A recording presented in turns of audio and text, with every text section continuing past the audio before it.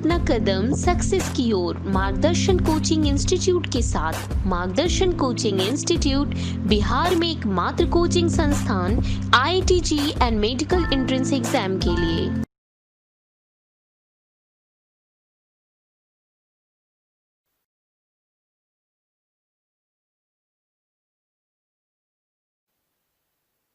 Welcome बच्चों। तो आज के लेक्चर में हम लोग बात करेंगे hydration of ion and hydration energy. तो पहले तो इन दोनों की बात करेंगे और इसके कंप्लीशन के बाद हाइड्रेटेड आयंस की साइज की बात होगी, उनकी आयोनिक मोबिलिटी की बात होगी। तो ये सारी बातें आज के लेक्चर में हम लोग करेंगे।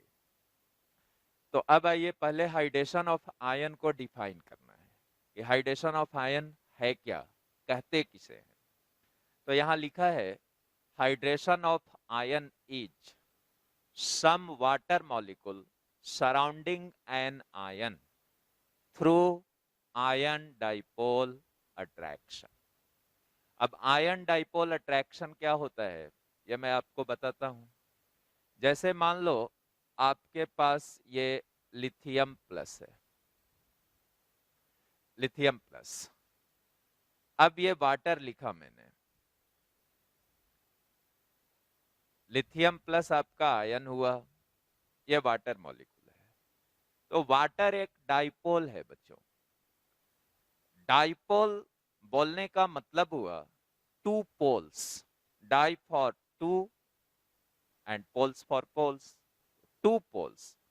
टू पोल्स का मतलब हुआ पॉजिटिव एंड नेगेटिव पोल्स। ठीक है, तो ऐसा मॉलिक्यूल जिसमें पॉजिटिव और नेगेटिव पोल्स हो उसको क्या बोलोगे? डाइपोल। डाइपोल एक अरेंजमेंट का नाम होता है जिसमें स्मॉल अपोजिट चार्जेज, मार्क करना, small opposite charges are separated through a small distance. तो डाइपोल एक अरेंजमेंट है जिसमें स्मॉल अपोजिट चार्ज का मतलब समझिए कि एक पॉजिटिव होगा तो दूसरा नेगेटिव होगा। तो ऐसा अरेंजमेंट जिसमें small opposite charges are separated through a small distance, तो इसी अरेंजमेंट को क्या बोलोगे? डाइपोल। अब जैसे आप पूछोगे कि सर वाटर में डाइपोल कैसे है, तो देखो वाटर में क्या है, ऑक्सीजन हाइड्रोजन के बीच बॉन्ड है और इलेक्ट्रोनिगेटिविटी आपने पढ़ा हुआ, ऑक्सीजन की इलेक्ट्रोनिगेटिविटी हाइड्रोजन से ज्यादा है। तो जब ये मोर इलेक्ट्रोनिगेटिव है तो जो शेयर्ड पेयर इलेक्ट्रॉन होगा OH बॉन्ड का, वो किसके टुवर्ड्स पुल्ड होगा? ऑक्सीजन के टुवर्ड्स। तो इस पे क्या आएगा? Partial negative. और इस पे क्या आएगा? उतना ही पार्शियल पॉजिटिव। क्योंकि मॉलिक्यूल का नेट चार्ज 0 है, तो जितना, जैसे यहीं से समझो, जितना शेयर्ड पेयर इलेक्ट्रॉन को ये खींचेगा अपनी तरफ, ऑक्सीजन क्यों खींचेगा? Being more electronegative. तो जितना खींचेगा उसके वजह से इस पे कुछ इलेक्ट्रॉन डेंसिटी बढ़ेगी, और जितना इस पे बढ़ेगी उतना ही इस पे घटेगी। तो इसीलिए इस पे जितना पार्शियल नेगेटिव आया उतना ही हाइड्रोजन पे क्या आया बच्चों? Partial positive. अब सिमिलरली इस बॉन्ड में भी क्या होगा? इस पे डेल्टा प्लस होगा, इस पे डेल्टा माइनस होगा। तो अब 2 डेल्टा माइनस नहीं लिख रहे हैं, हालांकि इस डेल्टा माइनस की अगर मैग्नीट्यूड की बात करोगे तो ये इन दोनों डेल्टा प्लस के मैग्नीट्यूड के बराबर होगा, लेकिन देखने में वो भद्दा लगता है, ऑकवर्ड दिखता है, इसलिए यहाँ एक ही डेल्टा माइनस देंगे। बट ये समझेंगे कि इसकी मैग्नीट्यूड इस दोनों पार्शियल पॉजिटिव चार्जेस के मैग्नीट्यूड के बराबर है। तो अब हमने वाटर में एक्सप्लेन किया कि क्यों ये पार्शियल चार्जेज आए। अब देखो इसी अरेंजमेंट को क्या बोलोगे? डाइपोल बोलोगे। दो अपोजिट चार्ज, दो स्मॉल अपोजिट चार्ज और स्मॉल डिस्टेंस से सेपरेटेड है। वो स्मॉल डिस्टेंस इस मॉलिक्यूल के केस में क्या हुआ बच्चों? इसका बॉन्ड लेंथ, OH बॉन्ड की जो बॉन्ड लेंथ हुई उस डिस्टेंस से ये स्मॉल अपोजिट चार्जेज सेपरेटेड है। तो इसीलिए वाटर को क्या बोलोगे? डाइपोल। ठीक है। अब देखो, ये जो पॉजिटिव चार्ज है, पॉजिटिव का नेगेटिव के साथ अट्रैक्शन होगा, तो अब ये वाटर के साथ क्या कर रहा? अट्रैक्शन। और इसी अट्रैक्शन को क्या बोलोगे? ये आयन था तुम्हारा, और ये क्या था? डाइपोल। तो this attraction is called ion dipole attraction. और दिखा दिए।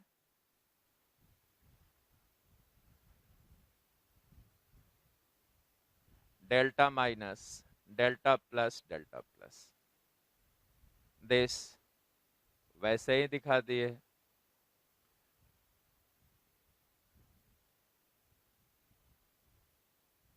Delta minus, delta plus, delta plus.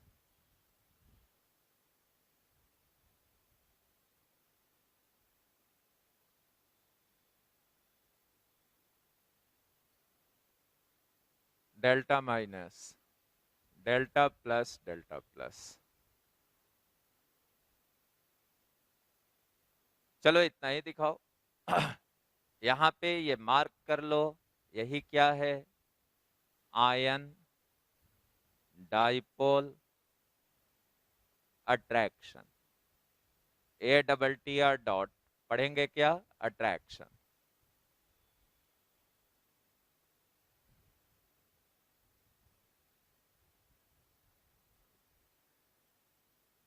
तो कोई आयन को जब वाटर में डालोगे, वो आयन पॉजिटिवली चार्ज भी हो सकता है, नेगेटिवली चार्ज भी हो सकता है।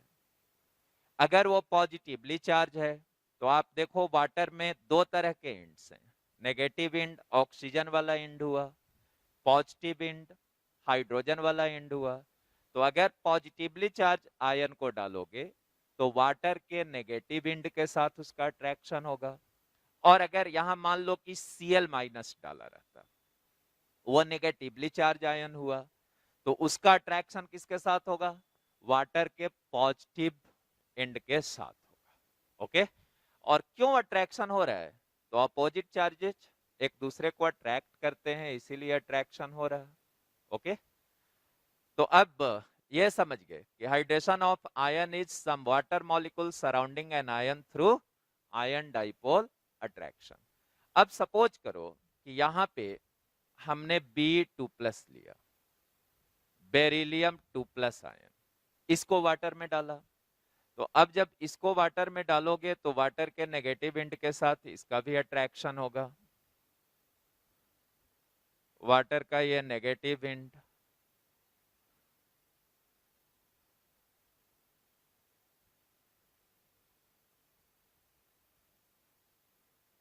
Delta plus, delta minus.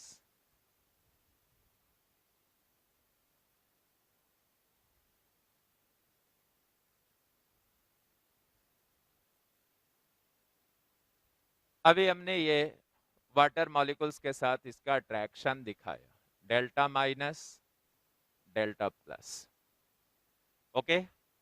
अब देखो, लिथियम और बेरिलियम दोनों सेम पीरियड के हैं।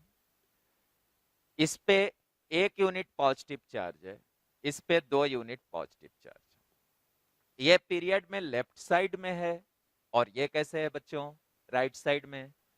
तो लेफ्ट टू राइट जाते थे हम लोग पीरियड में, तो जेड इफेक्टिव बढ़ता जाता था, और जेड इफेक्टिव के बढ़ने से जो आयोनिक साइज होती थी वो घटते जाएगी। ठीक है। जैसे यहाँ पे ये दोनों तो आइसो इलेक्ट्रॉनिक भी हो गया, तो आइसो इलेक्ट्रॉनिक का साइज तो सीखा था। साइज क्या होता था? यहाँ देखो, लिथियम की एटॉमिक नंबर कितनी है? 3। 1+ है तो 2 इलेक्ट्रॉन। बेरिलियम की एटॉमिक नंबर कितनी है? बोलो। 4। 2 पॉजिटिव चार्ज है तो 2 electrons.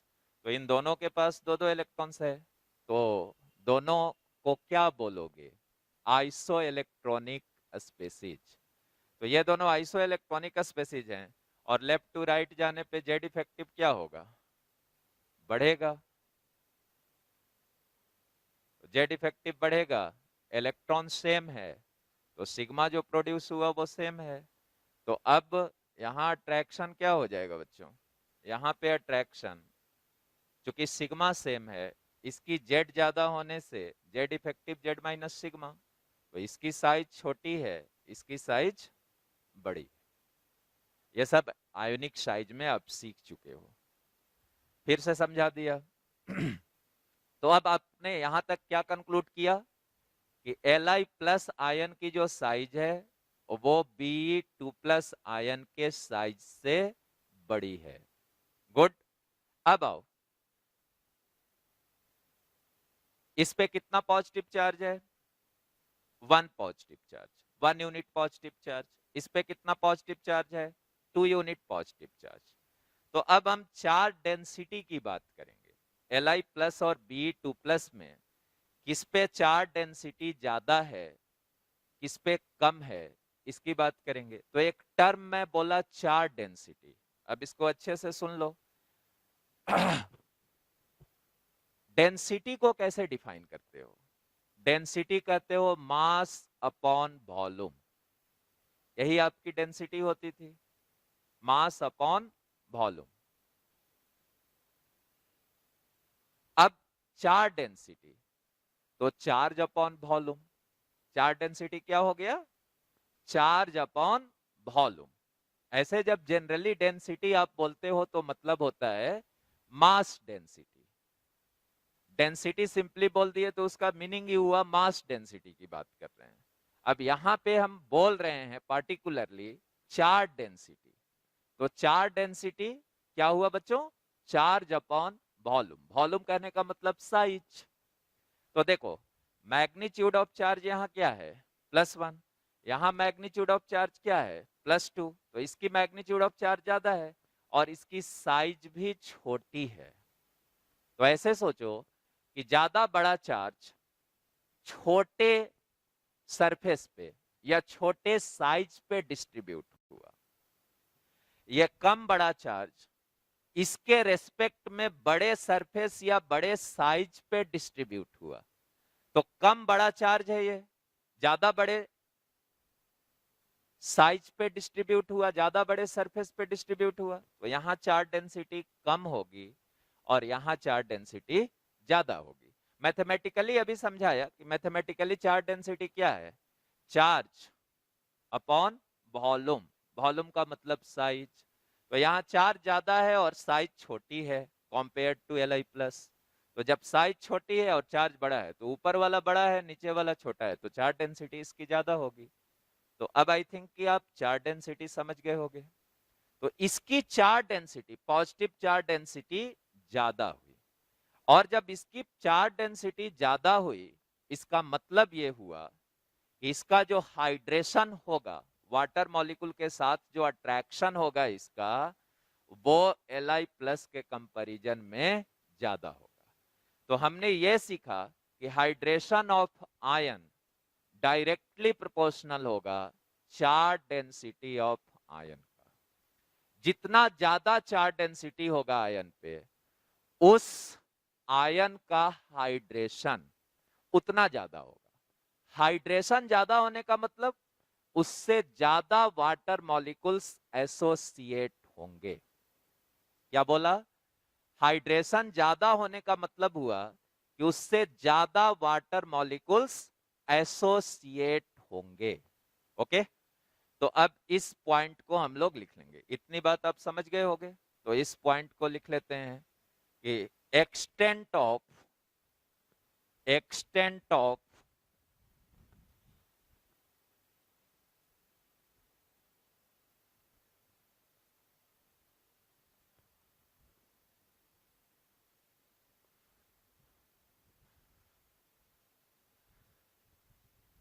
extent of hydration of ion directly proportional to charge density of ion। इसको बॉक्स में प्लेस कर दिया। और जितना ज्यादा आयन का चार्ज डेंसिटी होगा उसका हाइड्रेशन उतना ही ज्यादा होगा। इसी को दूसरे शब्दों में कहेंगे कि अगर चार्ज डेंसिटी किसी आयन की ज्यादा होगी तो उससे ज्यादा वाटर मॉलिक्यूल्स एसोसिएट होंगे। ओके, तो ये एक इंपॉर्टेंट कंक्लूजन आया। अब आओ, हाइड्रेशन समझ गए तो एक एग्जांपल कर लें। जैसे हमको था Li प्लस और था Be2 प्लस, Be2 प्लस, यहां से हमने लिख दिया extent of hydration, hydration what, तो किसका हाइड्रेशन ज्यादा हुआ? Be2 प्लस का, बिकॉज Be2 प्लस की जो चार्ज डेंसिटी थी वो Li प्लस की चार्ज डेंसिटी से ज्यादा थी। अब आओ नेक्स्ट लिया, सपोज हमने लिखा Li plus Na plus K plus Rb plus Cs plus. Good, यही क्वेश्चन है, एक्सटेंट ऑफ हाइड्रेशन।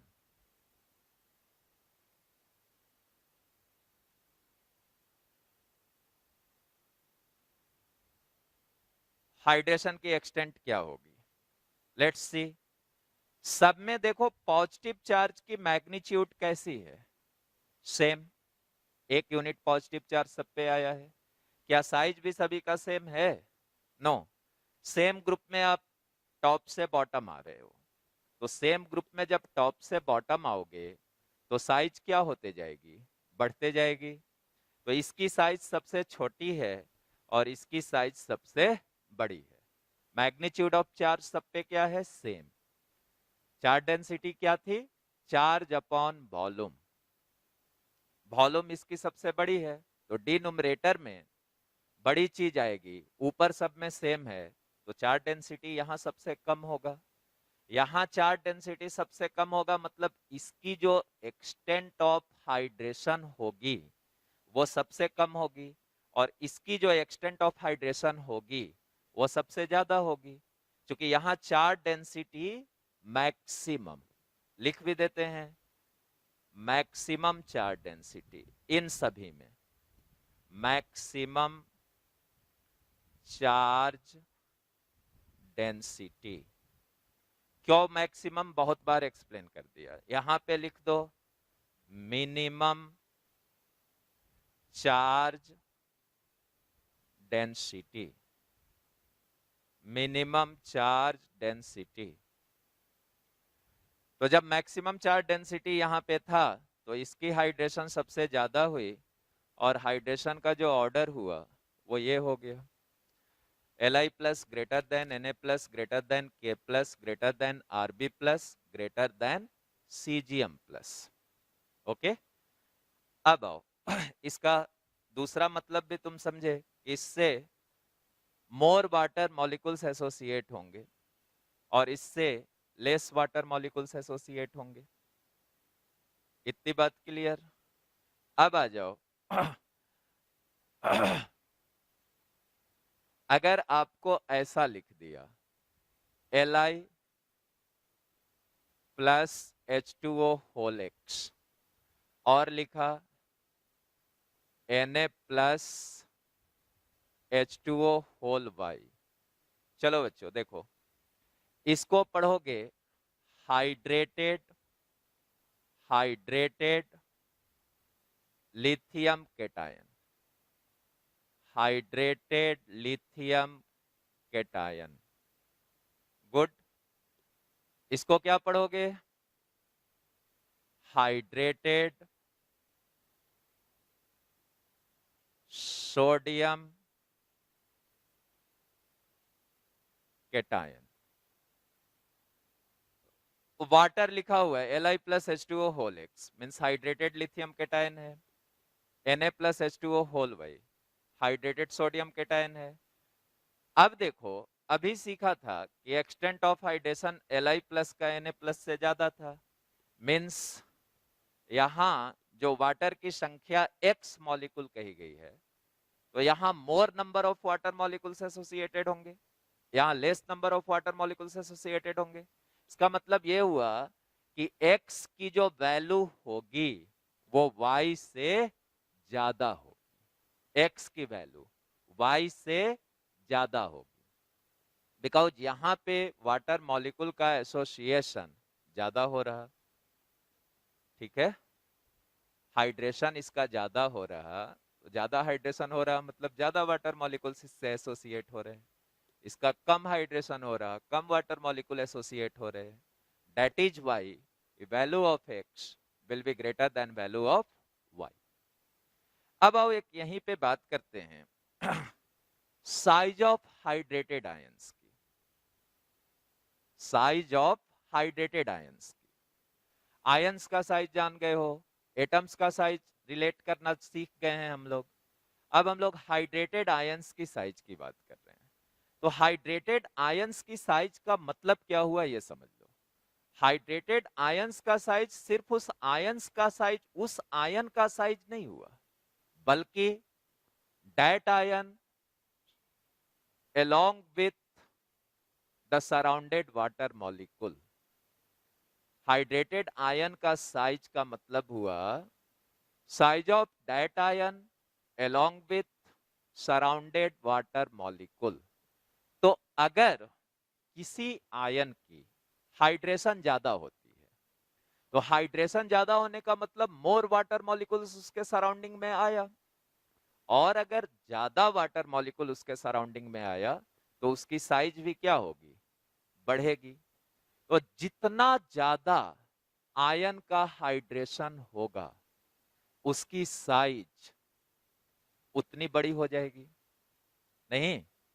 तो हाइड्रेशन ऑफ आयन जितना ज्यादा होगा, एक्सटेंट ऑफ हाइड्रेशन किसी आयन की जितनी ज्यादा होगी, हाइड्रेटेड आयन का साइज उतना ही बड़ा हो जाएगा।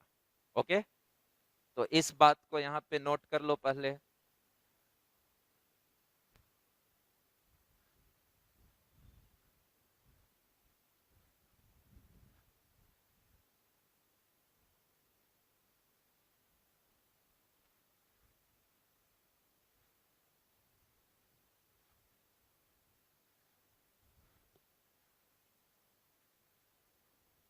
चलो, एक रिजल्ट आ गया हमारा, साइज ऑफ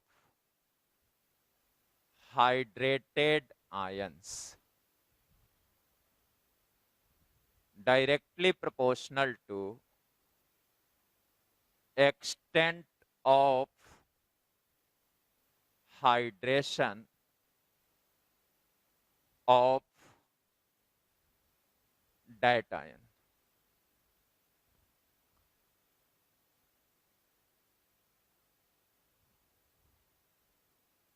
ओके, अब आओ एक एग्जाम्पल लेते हैं,